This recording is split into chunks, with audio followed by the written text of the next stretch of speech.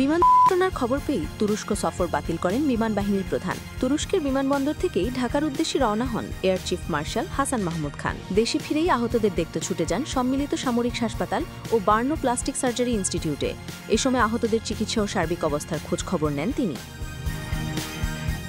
22 July ISPR জানায়, বিমান বাহিনীর প্রধান একটি পূর্ব নির্ধারিত সরকারি সফরে 21 জুলাই তুরস্কের উদ্দেশ্যে ঢাকা ত্যাগ করেছিলেন।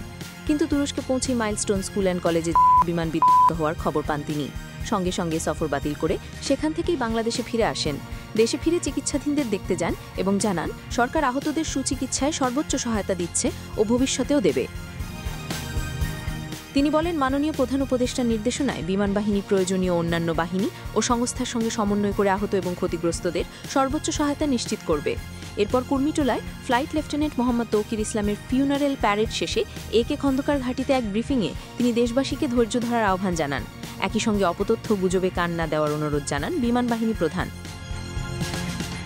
তিনি আরও বলেন, দুর্ঘটনার প্রকৃত কারণ অনুসন্ধানে উচ্চ পর্যায়ের একটি তদন্ত কমিটি গঠন করা হয়েছে এবং তা সম্পূর্ণ স্বচ্ছতার সঙ্গে পরিচালিত হবে।